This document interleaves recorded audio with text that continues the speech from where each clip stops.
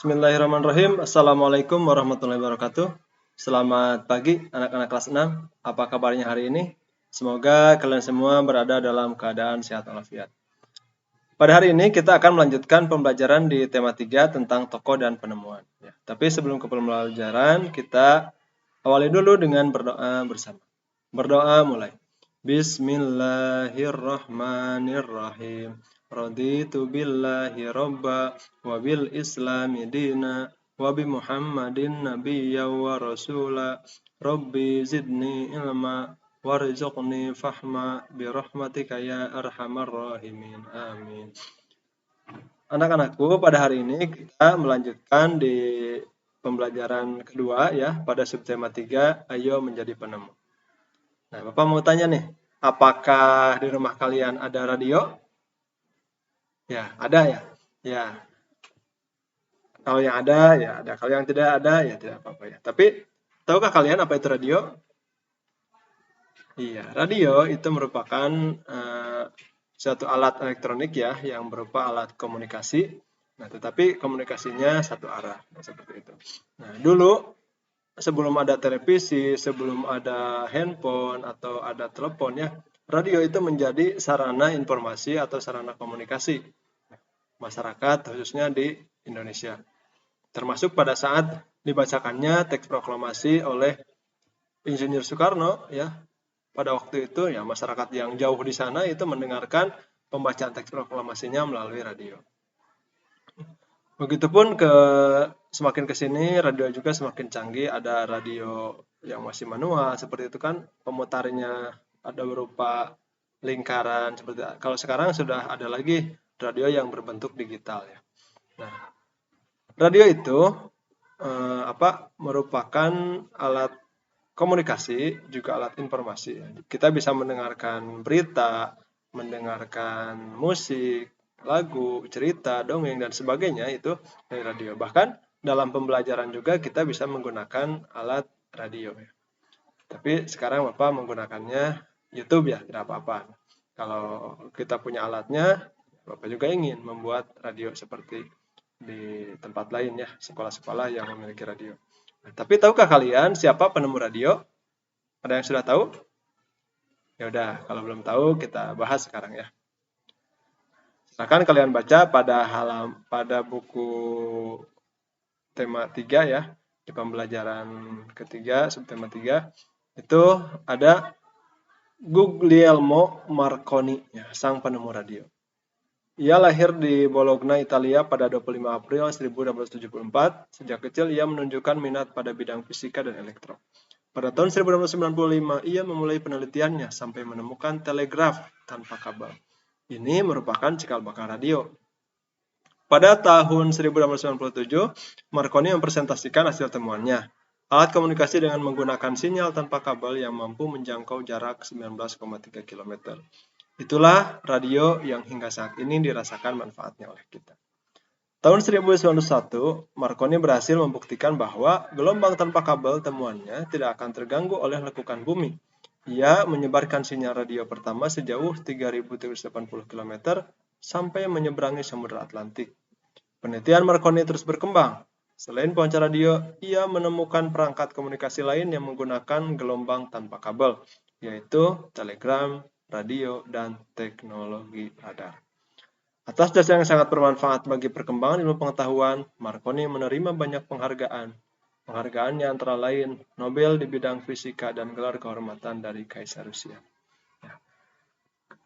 Handphone atau telepon yang sekarang suka kalian pakai, ya, kemudian televisi itu juga sama. Awal-awalnya menggunakan gelombang radio, gelombang elektromagnetik. Ya.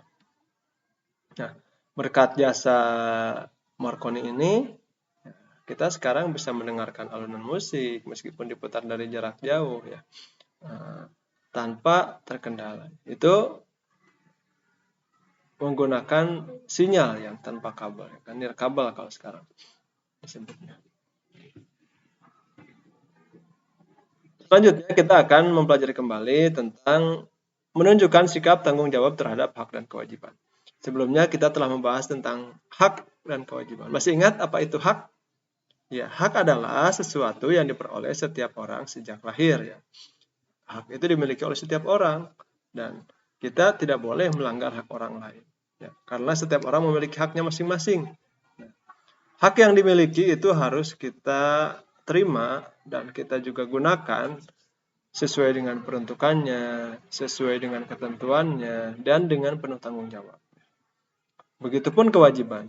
Kewajiban adalah sesuatu yang harus dilakukan dengan penuh rasa tanggung jawab. Nah, dalam penerapannya, dalam pelaksanaannya, antara hak dan kewajiban itu harus dilakukan secara seimbang.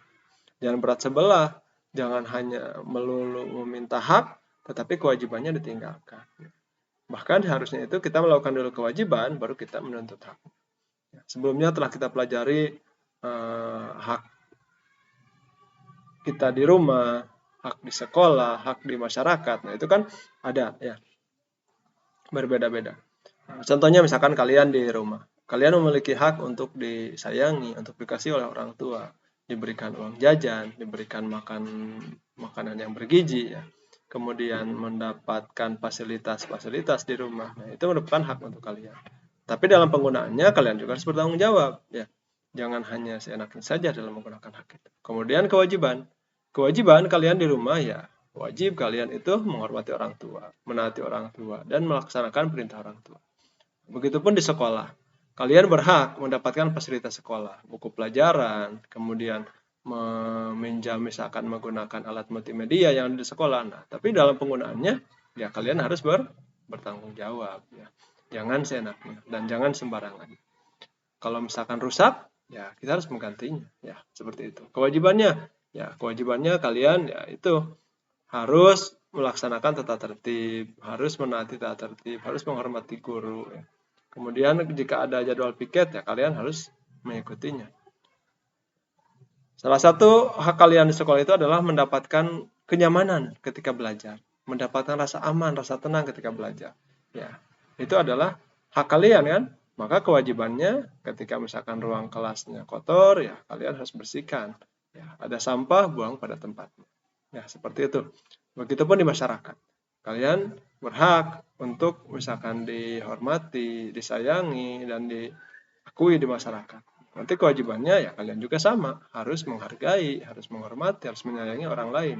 Sehingga kita di masyarakat itu akan hidup tentram, hidup nyaman, dan hidup tenang. Karena saling mengasihi, saling menyayangi, dan juga bekerja sama. Untuk nomor kerja peserta pada hari ini, nah ini ada contoh pada gambar itu Lani sedang memutar radio, tapi dia membunyikan volumenya sangat keras sekali, nah, sehingga adiknya yang sedang belajar merasa terganggu. Nah, menurut kalian, apakah Lani sudah menggunakan hak dan kewajiban secara seimbang? Nah, silakan jelaskan menurut alasan. Kemudian ada dua buah gambar ya. Ada 3 orang anak yang sedang naik motor, itu anak SD kan? Mereka tidak menggunakan helm, mereka juga belum cukup umur. Nah, menurut kalian, apakah mereka sudah menggunakan haknya dengan tanggung jawab? Nah, kalau sudah, apa jawabannya? Kalau belum, apa alasannya? Gitu. Kemudian, apakah mereka melaksanakan kewajiban dengan tanggung jawab? Nah, silakan berikan alasannya. Ya. Kemudian ada juga siswa nih yang sedang mengerjakan ulangan, tetapi dia itu melihat catatan atau mencontek ya. Nah, itu kan? Apakah dia itu kan hak dia untuk belajar, untuk mengikuti ujian atau ulang itu hak dia ya. Tetapi karena dia mencontek, apakah dia telah melakukan haknya dengan tanggung jawab? Nah, apakah dia juga telah melakukan kewajibannya dengan tanggung jawab? Silakan berikan alasannya. Ya. Menurutmu, mengapa kita harus melaksanakan hak dan kewajiban dengan tanggung jawab? Bagaimana kalau misalkan kita melakukan hak seenaknya? Apakah perbuatan kita itu akan mengganggu orang lain atau tidak? Ya. Kemudian melakukan kewajiban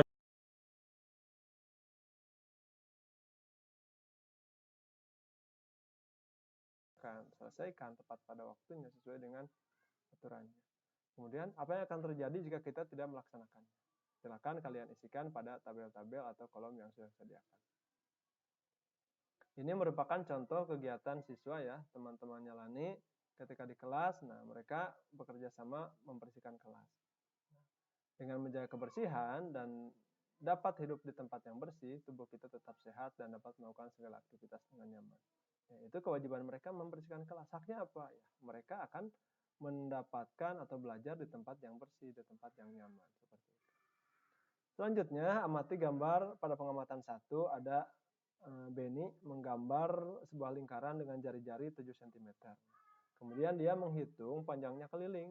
Ya, keliling lingkaran itu ternyata 44 cm. Kemudian Benny membandingkan antara panjang keliling dengan panjang diameter. Ternyata setelah dibandingkan panjang keliling dengan diameter itu kan 2 kali jari-jari ya, maka jari-jarinya 7, diameternya itu 14, 44 dibagi 14 sama dengan 22/7. Kemudian pada pengamatan yang kedua, Benny menggambar lingkaran dengan menggunakan jangka lagi. Benny menggambar di kertas karton dengan jari-jari 5 cm kalau sekarang.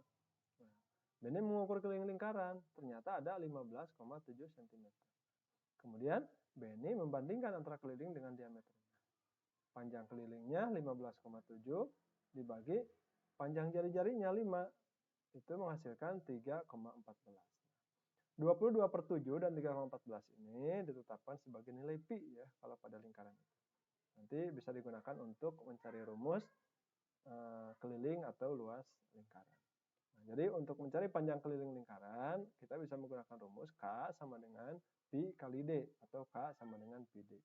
Nah, karena pada materi sebelumnya kamu telah mengetahui bahwa diameter besarnya itu sama dengan 2 kali jari-jari atau D sama dengan 2R, maka K sama dengan pi kali D atau K sama dengan pi kali 2R. Karena D ini bernilai 2R.